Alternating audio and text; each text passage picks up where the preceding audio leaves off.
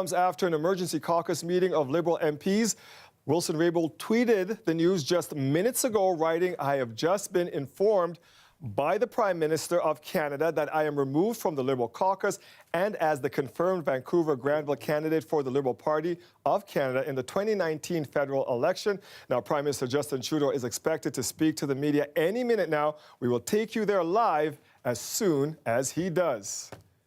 With us here live right now, we're lucky to have Hannah Thibodeau, not in Ottawa, but in the building here in Toronto. And as we mentioned, Justin Trudeau's coming up. But before we get to that, this has been the burning question in this country for a very long time. Almost felt like they had to do something here, but it was unclear what they were going to do. Now we know. Yeah, absolutely. And we did hear all day that this was likely to happen, that the National Caucus was going to sit down and they were going to vote, in fact, whether to expel Jody Wilson-Raybould and Jane Philpott from the Liberal caucus. What I find surprising about how this announcement came about, Dwight, is that Jody Wilson-Raybould tweeted that it was the Prime Minister who called her to inform her that she was out of caucus. So clearly, the National Caucus hasn't met until right now. So maybe he's in there telling them what's already been done. And there were regional caucuses that have been held throughout the past couple of days. So we know that he sat down with the regional caucus chairs. So what they needed is about 20% of the members to, in fact, tell them that they wanted them expelled. But then there is supposed to be a vote. So I find it interesting how this has all played out so far. So I'm looking forward to finding out those details as soon as the caucus members start coming out of there. Let's get to Jane Philpott. I read her article in Maclean's this week, and she said throughout it that I'm not trying to hurt the party, but it almost feels like a case of the enemy within here. Absolutely. Can they stay with this party, both of them now? Well, we know one is gone, but can she stay? Well, what we're hearing from caucus members and the Ottawa Bureau, I've been working the phones all day, been talking via email. What the Liberal caucus is saying is that these two women are essentially joined at the hip, that they have done this in tandem and they can't really get past that. They also wanted both of the women, if there was any path forward for them to stay in caucus, is that they had to overtly express their support for the Prime Minister. We haven't heard that from either of the women. No, the caucus members were essentially saying, sorry, you can't do that, you can't stay. Appreciate this. We're very lucky to have you in the building as this news is breaking and the country's watching this today. Thank you, Hannah. Thanks, Dwight. Now, as we mentioned, Justin Trudeau is expected to speak shortly. We will bring you that live and check back in with Hannah in a little bit. Thankfully, Mr. Adan did the right thing last night and turned himself in. One suspect arrested and charged, 3 more to go. As police reveal, a ransom demand was made in the kidnapping of a Markham man. Abdullahi Adan is now in jail, accused of taking part in the assault and abduction of 22-year-old Wang Zhenlu. Kelda Ewan joins us now. And Kelda, police confirmed today that a ransom demand was made. That's right. Police won't say what the kidnappers demanded or provide any more information about the ransom, but they did confirm just hours ago that a ransom was made. Now, as for Abdullahi Adan, he is facing 4 charges. These include kidnapping, forcible confinement, assault with a weapon, and assault. Just hours after his photo was released by York Regional Police, 37-year-old Abdullahi Adan was in custody. The public tips have been amazing. Our investigators have been working tirelessly, and thankfully Mr. Adan did the right thing last night and turned himself in. Adan appeared in court in Newmarket this afternoon. His appearance was brief. His lawyer, Susan Pennypacker, has requested his bail hearing be rescheduled. There's additional information that I need to obtain before I proceed. Adan is expected back in court Friday morning. Lou was known to drive numerous luxury cars, including a Rolls-Royce and a Lamborghini. On March 23rd, he was kidnapped from the underground parking lot of this apartment building in Markham. Police say 4 men drove up to him in a Dodge Caravan. One of them shocked him with a stun gun before forcing him into the vehicle. Lou was found 3 days later in Gravenhurst. Police say he suffered minor injuries. We're not going to provide any further details on his well-being and whereabouts at this point in time, as we know there's 3 suspects still outstanding who are all capable of violence. Police are still hoping someone can identify 2 of the 3 outstanding suspects from surveillance photos. They also say they are closing in on the men and are appealing to them to turn themselves in. We're warning anybody who may be considering hiding these suspects from investigators that they could be facing charges of aiding and abetting. As for Wenjen Liu, we are learning a little more about him today. I spoke to a woman named Yumin Yu. She said Liu stayed with her back 2 years ago, shortly after he arrived in Canada. She lives in a townhouse in North York. She said she provided Liu with a room and 3 meals a day for about 3 months. Police have yet to release details as to why Liu was targeted, but Yumin Yu did say that Liu often boasted about his wealth, although she did not see any of the luxury vehicles that he is known to drive. You also said he received many traffic tickets, and she would continue to receive notices from police after he moved. Now, I did did a criminal check on him, and Wenjen Liu did have many speeding tickets, but nothing more serious than that. I'll send it back to you, Dwight. Thank you, Kelda. The Ford government is considering changing the slogan on your license plate. Why the opposition says that's political messaging. That story coming right up.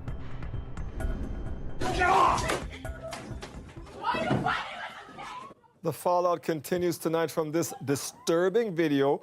It shows students grabbing and punching a teacher at Lord Dufferin School in Regent Park.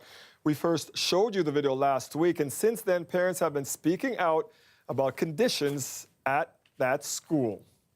Greg Ross is live outside Lord Dufferin right now. And Greg, you spoke with 3 parents, including a mother who says her son witnessed last week's attack.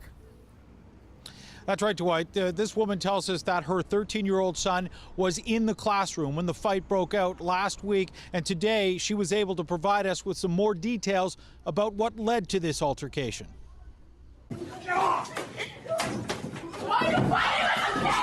While a teacher at Lord Dufferin Public School was being attacked last week, Murshida Samson-Mouin says her son was sitting just steps away, watching from his desk. He told her the fight started after the teacher tried to stop a student from leaving the classroom. He was trying to close the door. He wouldn't let him out, and he just pushed him, I think. When the teacher pushed back, more students joined in. He felt sorry for the teacher. He was terrified. He was like, can we move out of this city? We have reports of teachers experiencing incidents of injury and violence. Joy LaChica is the president of the Elementary Teachers of Toronto. She says teachers are also expressing more and more concern for their safety. And she says the root of the problem is a lack of resources to prevent violence in schools. For many years now, we've had fewer guidance counselors, we've had fewer mental health supports, and we absolutely need psychologists and those people to support the needs in classrooms.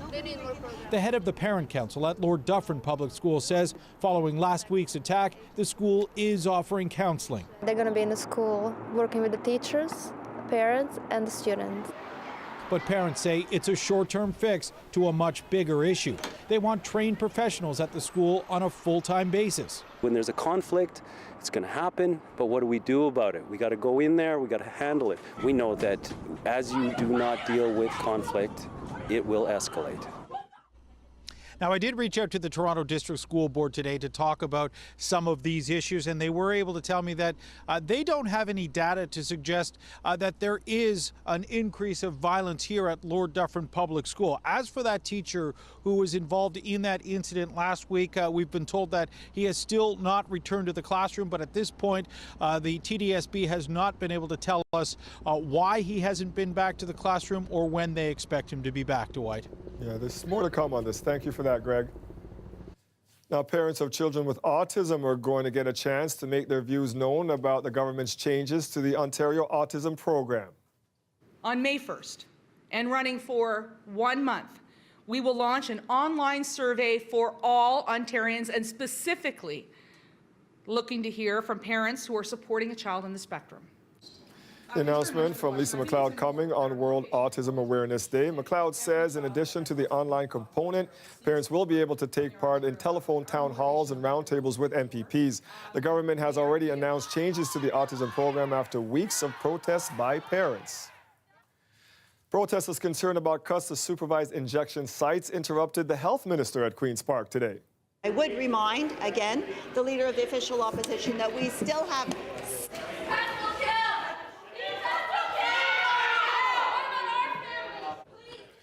The protest was sparked by the government decision late last week to defund some safe injection sites in the city.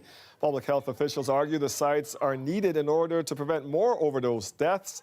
The demonstrators were eventually removed from the public gallery. The health minister says the province wants to make sure safe injection sites are in the locations where they are most needed.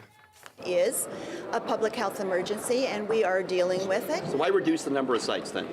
Because we are looking to make sure that they are geographically dispersed appropriately and not having too many concentrated in one area. The bottom line is that people who need these services need them everywhere, and you can't simply say we're not going to put them in this neighborhood when people are needing the services in that neighborhood. Earlier this week, the Premier said some Toronto safe injection sites are being eliminated because area residents were concerned about several sites in the same neighborhood. We promised you off the top of the show that the Prime Minister would be speaking. Let's head to Ottawa now to hear from him. Merci d'être des nôtres. Je suis ici pour annoncer que Jody Wilson-Raybould et Jane Philpott ne sont plus membres du caucus libéral. Jody Wilson-Raybould and Jane Philpott are no longer members of the Liberal caucus. The trust that previously existed between these two individuals and our team has been broken. Whether it's taping conversations without consent or repeatedly expressing a lack of confidence in our government and in me personally as leader, it's become clear that Ms. Wilson-Raybould and Dr. Philpott can no longer remain part of our Liberal team. Au courant de la journée, les caucus régionaux se sont rencontrés pour discuter de la situation et des prochaines étapes à suivre. J'ai ensuite rencontré des présidents des différents caucus qui m'ont fait part de leurs discussions avant de m'entretenir avec le président du caucus national, le whip en chef du gouvernement et la whip adjointe. C'est suite à ces discussions durant lesquelles on m'a fait part de la volonté du caucus, que j'ai pris la décision d'expulser Jody Wilson-Raybould et Jane Philpott de notre équipe. Earlier today, I met with caucus executive and leadership to hear the will of caucus. I met with Ms. Wilson-Raybould and Dr. Philpott to inform them of my decision. I just met with National Caucus, and now I'm addressing media and Canadians. I'd like to explain why I've made this decision and speak to the important work ahead of us. This has been a difficult few weeks for our government and for our Liberal team. On the issue surrounding SNC-Lavalin, we've seen allegations made and different versions of events detailed. Amid the confusing and the competing narratives, Canadians, rightly, have had questions. And we've wrestled with those questions too, because they touch on things like the role of government in protecting jobs and the integrity of our democratic institutions. We made a commitment to Canadians in 2015 to do things differently, to bring together a diverse group of people and to demonstrate that public service, that commitment to community, that a desire to work hard to build a better future can be done differently than it used to be done. And we've done that. We have approached politics differently. We have approached team building differently. And in learning to do new things and doing them differently, we encounter difficult moments. Because doing new things, doing different things is hard, and we're not always going to be perfect. But that's what we've done. And we have throughout it stayed focused on our values and on Canadians. To ensure a public airing of what happened, I took the unprecedented step of waiving solicitor-client privilege and cabinet confidentiality for Ms. Wilson-Raybould so that she could speak freely to her concerns on this matter. The Justice Committee heard over 13 hours of testimony from 10 witnesses, including Ms. Wilson-Raybould. They received pages and pages of documents containing emails, texts, and transcripts of conversations. Tout ça a été rendu public parce que pour nous, la transparence, c'est important et parce qu'on voulait permettre aux Canadiens de juger par eux-mêmes les interactions dont il est question. Le commissaire à l'éthique, un agent indépendant du Parlement, mène actuellement une enquête dans ces allégations. Et finalement, j'ai nommé l'ancienne vice-première ministre et ancienne ministre de la Justice et procureure générale Anne McClellan pour conseillère spéciale. Je lui ai demandé d'examiner les questions qui ont été soulevées dans la foulée de cette affaire, incluant la relation entre le gouvernement fédéral et le ministre de la Justice et procureur général, et de me fournir des recommandations pour l'avenir. En tant que leader, j'ai toujours été d'avis que mon rôle consistait à rassembler les gens, surtout ceux et celles qui ont des talents, des opinions et des expériences de vie différentes. Je sais qu'on est plus fort unis que divisés. Parce que cette diversité d'opinions est ancrée dans des valeurs communes, des valeurs qui sont au cœur de qui nous sommes. When we were elected in 2015, we won because we stood together as a team, which was, to be frank, a change from past iterations of this party. The old Liberal Party was notorious for infighting. People on the same team used to identify themselves not as Liberals, but as hyphenated Liberals. My leadership was a commitment to change that. Civil wars within parties are incredibly damaging because they signal to Canadians that we care more about ourselves than we do about them.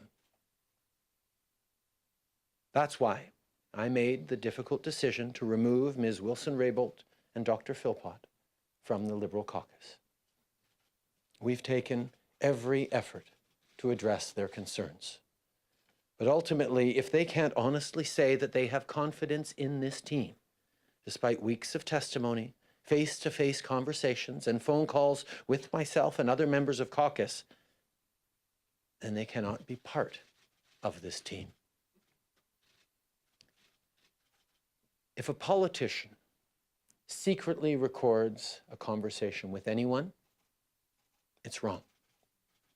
When that politician is a cabinet minister secretly recording a public servant, it's wrong.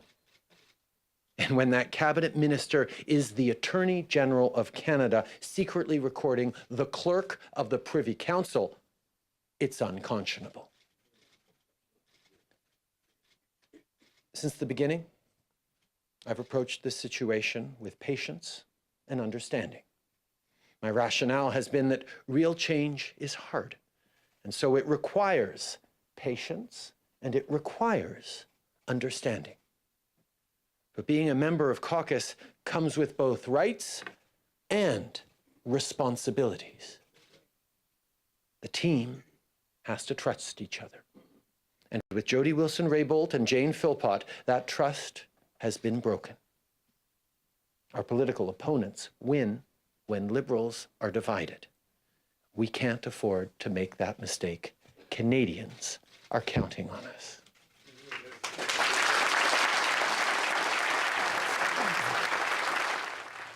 Okay, we were just listening to the Prime Minister. Looks like he's finishing up. Hannah Thibodeau is back with us now. Hannah, you were saying it took us 54 days to get to this point. This thing has been going on and on and on. I've never seen political infighting like I've seen in this case. And yes, it took the Prime Minister 54 days to finally make the move to expel both Jody Wilson-Raybould, and now we know that they also expelled Jane Philpott, the other cabinet minister who expressed her unhappiness with the SNC-Lavalin affair, and that's why she stepped down from cabinet. What I took from this, it was extremely interesting. He said off the top, he was not happy with the fact that, of course, she secretly recorded that conversation with the clerk of the Privy Council, Michael Warnock. Yep. But not only that, he goes on to say, and he talks about trust and truth within their own caucus, that they had to have that trust within caucus. And without the support for all of the policies of the Liberal government, but in particular for the Prime Minister, he says there was no way that they could stay within the fold any longer. And they're saying that, if you don't have confidence in the government, if you don't have confidence in your leader, how can you be part of that government? What he said off the top, though, about this National Regional Council, how he did this, because we were expecting them to meet as a caucus, make a decision, but this seemed to come before that meeting. Yeah, this is interesting because all day we thought there would be a secret vote within the National Caucus so that they could express how they feel. But what happened was each of the regional caucuses met throughout the past couple of days. We've heard Ontario Caucus has met at least twice. The Women's Caucus met. Other different caucuses did too. So the Prime Minister sat down with the chairs of those regional caucuses to find out what the expressed views were of their members. So he felt there was enough room in there to move, that it was time for him to expel them from caucus. He made the move tonight, and a lot of people I was talking to behind the scenes said that the Prime Minister needed to look strong. He's the one who needed to look like he was making the move on this, and tonight it clearly was him, because Jody Wilson-Raybould tweeted ahead of the caucus meeting that the Prime Minister had contacted her and told her that she was no longer a member of the Liberal caucus and wouldn't be running under the Liberal banner in the next election campaign. We are in an election year. We're going to finish up with this. We're heading towards an election. I'm guessing you'll still be covering this for a while yet, and it's just not going to go just because this is done. They may be able to do more damage from the outside. Well, what's interesting is that the Liberals really wanted to move forward. As you mentioned, we're 6 months out from an election. 54 days.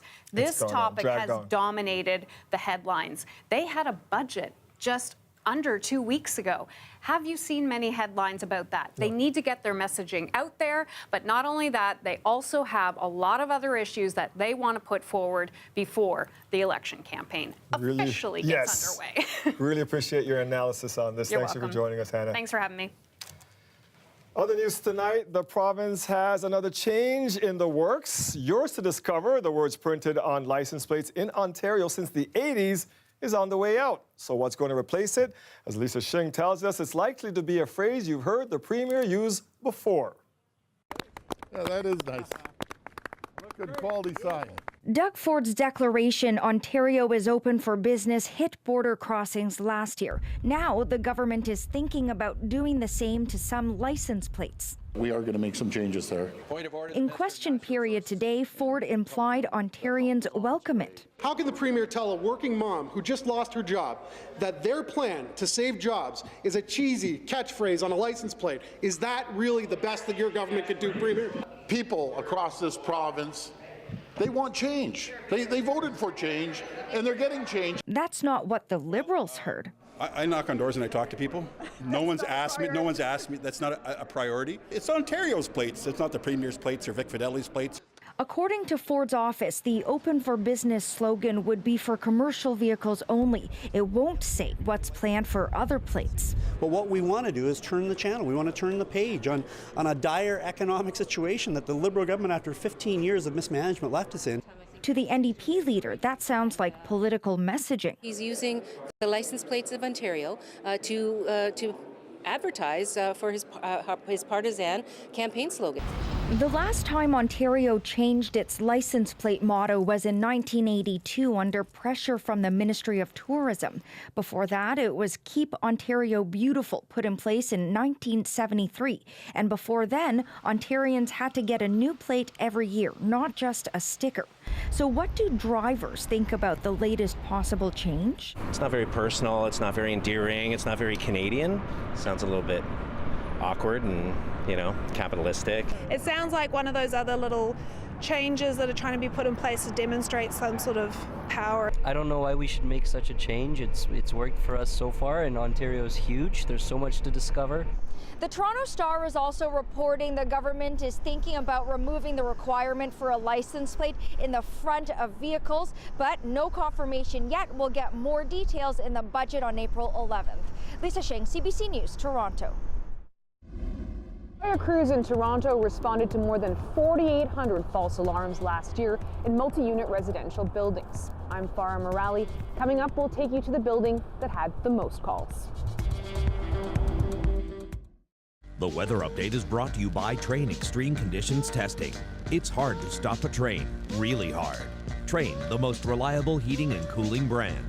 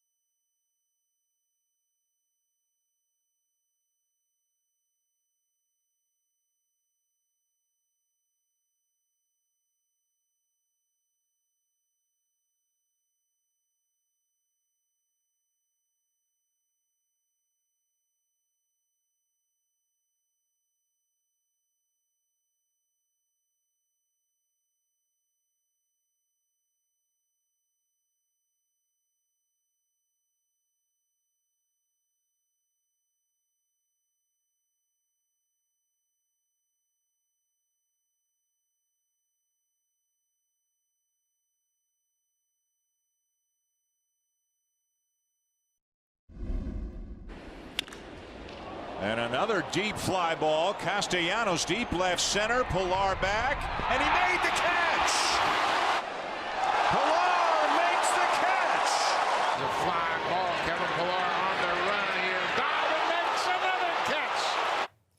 Superman, the Man of Steel, is no longer flying with our Blue Jays. He was traded to San Francisco today, and on his way out, he was asked for his message to fans and got emotional about his time in Toronto. There's so much. I mean, the biggest thing is just thank you. You know, they've been great to me. They've been just supportive of, you know, a lot of things that I've gone through on the field. Personally, a lot of stuff I did off the field. Personally, you know, I got a chance to, you know, live my dream. You know, I got called up as a 24-year-old kid that probably had no intentions of getting to the big leagues. Was able to, you know, have my debut here in Toronto as like I said, a 24-year-old kid. I'm leaving here as a 30-year-old man with, you know, a wife and a kid, and just, you know, a lifetime of memories. And, you know, I think I'm not Superman. I'm not the player that, you know, this city and this country kind of, you know, allowed me to, you know, almost become, you know, kind of a mythical, kind of superhuman baseball player. And, you know, I can't thank him enough for that. Pilar has played all of his 7 MLB seasons with the Jays. He now heads back home to California to play for the Giants. Here's how some Jays fans are feeling today. A little bit disappointed. I mean, I understand everything, you know, the reasons and everything, but, you know, going to the Jays game tonight, was hoping to see him, and just a little disappointed. Tell me about if you have a favorite Pilar moment. Well, of course, that catch that he made last year where he scaled the fence and probably jumped 12 feet up in the air, where most of us can only jump 3. That's impressive. That's superstardom right there. Pilar will be back in Toronto soon. The San Francisco Giants will be at Rogers Centers in just 3 weeks. It'll be hard coming back here in a couple weeks, though, seeing them, but, you know, I wish these guys nothing but the best. We went through it with DeMar. Now we're going with Pilar. You know what we like, though, Colette, is the fact that they like us and they like our town, and they're sad when they're leaving. And he was a fan favorite. Oh, yeah, for sure. And that's when he teared up, you know, in the press conferences when he talked about, of course, he was emotional about his family, but when he talked about leaving the fans and leaving Toronto. Boy, we have such a highlight reel from him. I love watching that. And by the way, most of us can jump 3 feet in the air. I don't think I can. I'll have to try that later. I want to try showing you something, what we're going to be doing with our temperatures over the next 7 days, because April is a month of hope. And we have hope for those milder temperatures in spring really finally getting here in terms of how it's going to feel. So we do have a few days to get through where the temperature is going to be a little bit below seasonal. 8 is an average daytime high for this time of year, so you can see the next few days. But look at this as we go into the weekend. We're going to find the temperatures going into the double digits. Not only that, but the curve stays up here for a little while. So we're going to see that through the weekend and even into the beginning of next week with temperatures well above seasonal. They're not there at the moment. They're actually seasonal. 8 degrees, Toronto, Markham at 7, Oshawa at 7, 6 in Hamilton. You can knock about 4 degrees off, though, in terms of how it feels. We do have that cloud cover and that system passing mostly to the north of us, but I do think we'll get just a little bit of this light moisture, very scattered or isolated in nature, coming through in the overnight hours. So a little sprinkle, a wet flurry a bit further towards the north, but through the GTA could be just a few little wet spots as we go even into tomorrow morning, and a little extra cloud cover to start the day. Then we'll see it getting quite windy, winds out of the west gusting to 50 to 60 kilometers an hour, and we'll get into more sunshine at least into the afternoon. The next system we'll be watching will be this one having an impact on us into Friday. I'll go through that coming up, but overnight tonight, 2 degrees. Tomorrow afternoon with more sunshine, 7 degrees. Dwight, how high can you jump? Not that high. We have to do a little test later because you're right. I don't think anybody could do that. All right, LeBron, thanks for that. No worries. Toronto Fire Service responded to more than 4,800 false alarms at residential apartments and condos in the city last year. That's according to new data obtained by CBC Toronto. Farah Morelli now with who manages 9 of the 10 buildings with the most false alarms. This is a sound that people living at 251 Sherbourne say they're forced to listen to regularly. How often are you hearing those fire alarms? Pretty much like 7 days a week, pretty much. Happens maybe 2 or 3 times a week, maybe twice a night. It all depends what night it is. According to data obtained by CBC Toronto, this building had the most number of false alarm calls last year. Fire crews were called here 79 times. I try to get home from work and then not even 10 minutes later, the alarm's going off. CBC Toronto obtained the data through a Freedom of Information request. The numbers show that Toronto Fire Services responded to more than 4,800 false alarms in 2018. That's in residential buildings with more than 12 units. Of those, nearly 3,000 were what it calls nuisance alarms. That is, they were triggered by accident.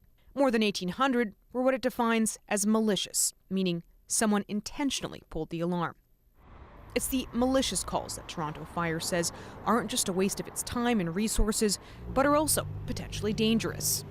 That is a crime under the Criminal Code of Canada. They are putting firefighters at risk because, again, we are emergency responding.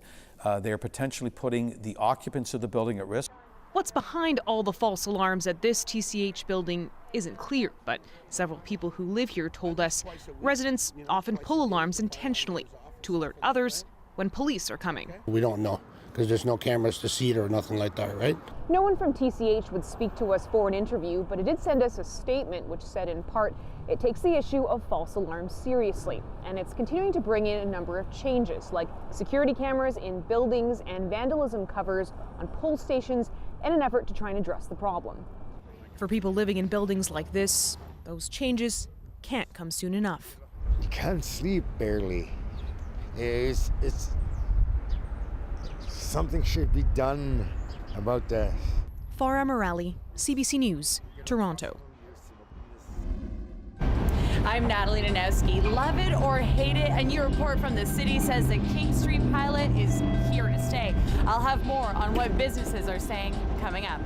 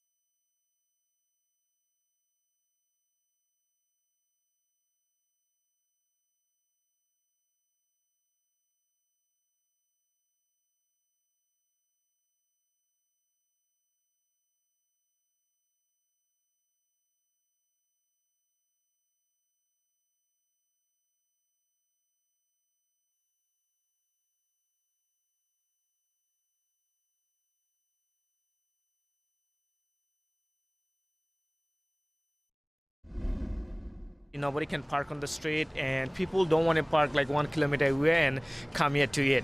For our customers, it will make it easier once the message gets out. Everyone's going straight through the intersection, and it's a mess. Definitely a drop in sales. I would say about 20%. The first week, it was a ghost town. It was like zero. There was nobody. It was crazy. It's like I could have had my kids play on the street. Slowly but surely, pedestrians, I guess, are realizing this is okay. This morning I took King and it was just completely empty. So right now, I mean, King Street is just great. There are fewer cars, much easier to get home. People have had mixed emotions to the King Street pilot project since it first started back in 2017. But love it or hate it, the city is now trying to make it permanent. A new report released by the city says the project has been good for Toronto. Natalie Nanowski joins us live now from King and John. So, Natalie, what else does this report say? Well, the city actually found that ridership is up 16%, and that's just in the last year or so. Now, before that, many of the people here behind me wouldn't dream of taking the King streetcar during rush hour because of all the traffic. And while you heard a lot of complaints from restaurants that business has gone down along this strip, what we've actually seen from the city is that retailers have seen a boost. I've noticed that we've actually increased the traffic here at the store. Haven't really noticed any dips in sales or traffic. Corey Gold manages Patagonia, an outdoor clothing store at King and Spadina, one of the busiest stops on the King streetcar line. We advocate people taking transit, cycling, walking, to kind of promote that active lifestyle anyways, and I think we maybe have more of those people coming to the store. And for those customers who drive, staff has been trained to explain where they can park. There's still lots of parking around here. But a few blocks over, this tattoo parlor says business is down. We're experiencing like a huge impact when it comes to walk-ins as well as like for the parking. So if you're going to base the sale from the 2016, 2017 versus 2018, there's literally like 30% down on the sales.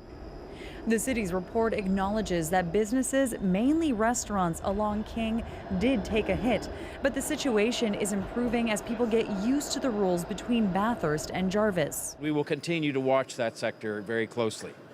We will continue to waive patio fees for restaurants along King Street and to keep working with the BIAs and others to promote King Street as a destination.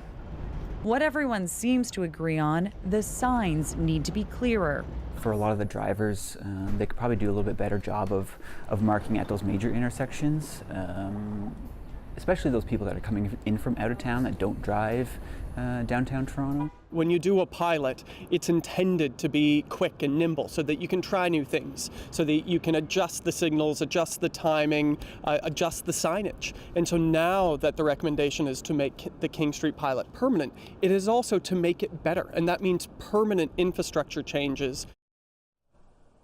Some of those permanent changes, Dwight, include clearer, bigger signs so that drivers aren't tempted to drive through the intersection. They're also going to be looking at redesigning those intersections so that drivers don't mistakenly go through. Exactly what all those changes, though, are going to look like, that's what staff has to look at. That is, of course, if the pilot passes, because the executive committee is going to be voting on it next week. Dwight, back to you. Thank you, Natalie. And to two wheels now, and a proposal from a Toronto architect who feels train corridors could be a way to get more people commuting by bike in our city. Dubbed Go Bikes, the proposal would see cycling networks built alongside GO train tracks, but as City Hall reporter Lauren Pelly found out, not everyone is sold on this idea. So when you look here, you see the tracks. This architect says the empty space nearby could be used for new bike lanes. The greatest part of it is that the rail corridors are already grade separated at any intersection with traffic. So once you eliminate this conflict, not only that you get a very safe bike lane, but also a very fast one. Her firm submitted their concept to an architecture competition. They're calling it Go Bikes, saying it could really work at rail corridors across the city, creating a new cycling network along more than 100 kilometers of tracks used for GO trains by the provincial agency Metrolinx. Here in the West Toronto rail path, it's an idea that's already in motion. As trains are going by over there, there's a pathway here for several kilometers where you can bike, you can walk, you can do whatever you want right near the tracks. The trail is 2 kilometers long and stretches roughly between DuPont and Dundas. It opened back in 2009, and since then, it's been a bustling place. There's some community members came together, wanted to do this. This road safety advocate says this kind of innovation is necessary. If we just shut these ideas down from the beginning, we're never going to achieve them. So there's going to be lots of difficulties, I think, in getting there, but I don't think we should shut it down to start. Metrolink says adding more bike lanes is easier said than done. A spokesperson told us this proposal seems to present numerous safety concerns, and Metrolink's only owns 80% of the rail network. Do we need more bike lanes? Hell yes. Where should they be built? They should be built as part of a grid.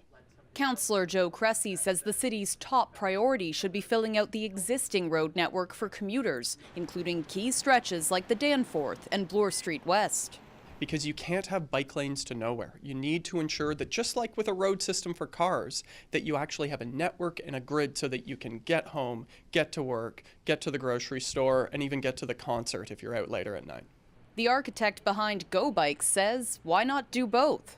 I think this is just a waste of land, and as I mentioned earlier, a great cycling system is what makes the city more livable and fun and enjoyable, and I think it could be used to that idea. Lauren Pelly, CBC News, Toronto. It's my opinion that this is as big of a change in aircraft tracking as radar was decades ago. A leap in technology with a boost from a Canadian company is promising to make transatlantic airline flights a little shorter, a little less expensive, and a little safer. That story coming up.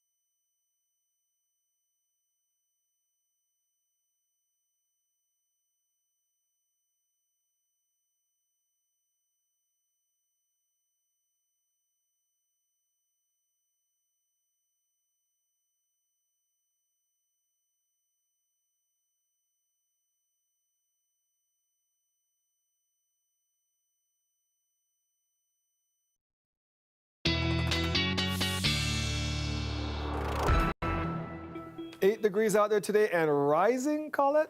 Well, that temperature is going to be rising as we head into the weekend. Is that what you were going Yes, for? ma'am. Yeah, exactly. You're right. We are going to have some milder temperatures once we get towards the weekend. In the meantime, though, hey, we can't really complain too much with that 8 degrees. The thermometer doing its job.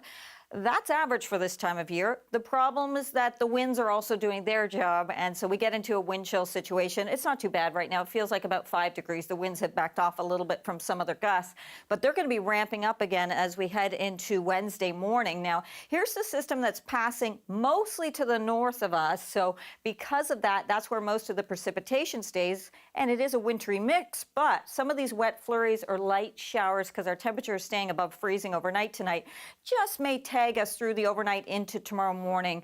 Not much there. It's somewhat weak on this end, but we could see a little bit of the wet weather there. But as we go into the afternoon hours, or even as the day wears on, although the winds will be getting stronger, we should also be seeing more sunshine. So more clouds to start the day, and then getting into some sunny periods, and then quite a bit of sunshine through the afternoon. So it's really looking like a nice afternoon, albeit a little bit cooler, especially as we go towards Thursday, getting behind this cold front. But the other thing happening Thursday is it starts to flip around late in the day, some high thin cloud coming in. That will thicken up overnight Thursday, and we will see by Friday some showers developing.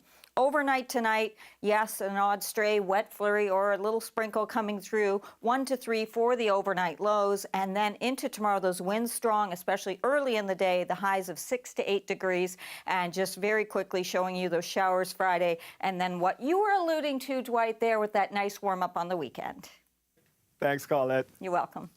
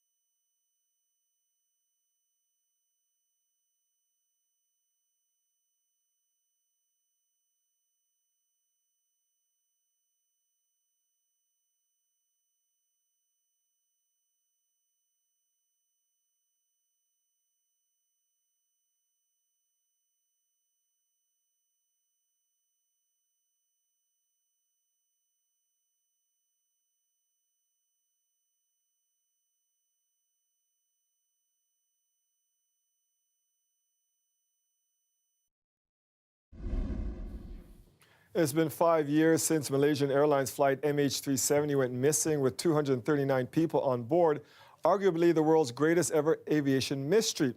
A new technology may be able to address an ongoing concern of tracking planes beyond ground radar's range. Ian Hannah-Mansing has more on its Canadian connection. It may not look like it, but what's happening in this room, the Gander, Newfoundland Air Traffic Control Center, is a historic advance for aviation. RAFM 1815 Delta 33. For the first time anywhere, these controllers know the exact location of all of the planes on these screens, even jets halfway across the Atlantic. You may be surprised by this, but international flights are often beyond the reach of ground radar stations. In those places, and that's about 70% of the world, the planes update their locations only every 10 to 15 minutes. And because of that lack of detail, flights are kept far apart in the sky, up to 160 kilometers. Ignition, liftoff of Falcon 9. All of that changed with a series of SpaceX rocket launches, including this one last January, placing 66 satellites in low Earth orbit. Those satellites are powering a new navigation network called Arion, partly owned by Navcan, the company responsible for air traffic control in this country. With Arion, planes can automatically and continuously transmit their exact position, altitude, direction, speed, no matter where in the world they are. That stream of data is now being tested by controllers guiding planes across the North Atlantic. You can't underestimate how important this is and how this changes how we will approach safe and efficient flight, not only in Canada, in Canadian airspace, but around the world. Air traffic controllers can now reduce the separation between planes over the North Atlantic to just 25 kilometers. More efficient flight paths will save time and fuel. And it's not just people at Navcan, the part owner and early adopter, who are excited. It's my opinion that this is as big of a change in aircraft tracking as radar was decades ago.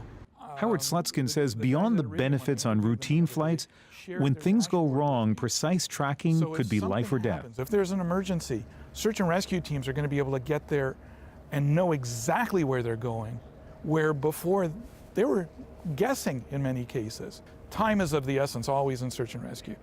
But even in tragedies like the Ethiopian Airlines crash, where there were no survivors, it was Arion that provided detailed information on the Boeing MAX 8's flight path that was available even before the data in the flight recorders would have been recovered. But it is the routine flights that carry the greatest benefit for this new system. Navcan estimates airlines will save about $400 in fuel for each transatlantic flight, and you can multiply that by up to 1,500 flights a day. That, of course, was the National's Ian Hanumansing. You are looking live at Parliament Hill. After the break, we'll update you on our top story. Jody Wilson-Raybould and Jane Philpott have been kicked out of the Liberal caucus. How Liberal MPs and the opposition are reacting next.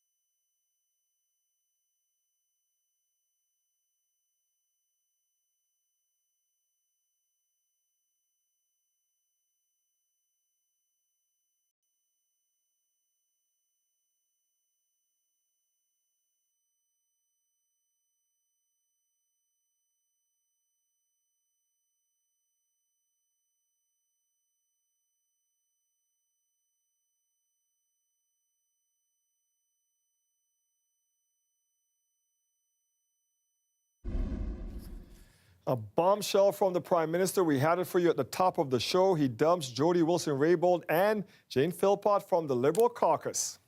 The trust that previously existed between these two individuals and our team has been broken.